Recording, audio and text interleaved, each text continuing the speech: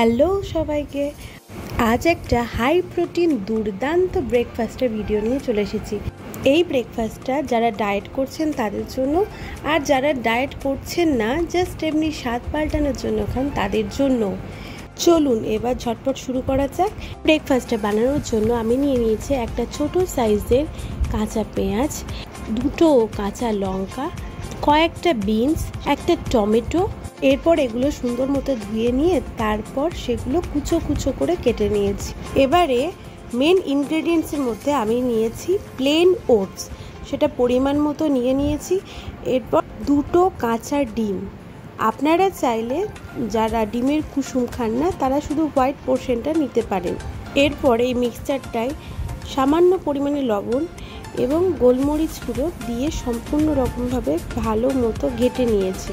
আমরা কম বেশি প্রত্যেকেই অমলেট খেতে ভালোবাসি, আর এই ব্রেকফাস্ট অমলেটটা যদি ওটস দিয়ে বানানো হয় তাহলে তো আরোই ভালো, সুন্দর মতো পেটটাও ভরে থাকবে আর খেতেও বেশ ডিলিশিয়াস। এই যে এখানে দিয়ে দিয়েছি সামান্য পরিমাণে গোলমরিচ গুঁড়ো।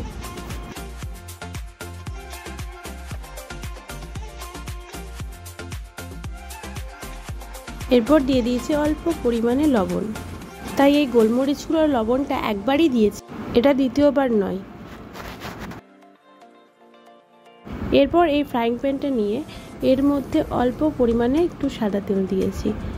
সাদা তেলটা গরম হতে শুরু করলে তার মধ্যে দিয়ে দিয়েছি ওই মিক্সচারটা কিছুক্ষণ দেওয়ার পর একটা দিক হয়ে গেলে উল্টো দিকও পাল্টে দিয়েছি।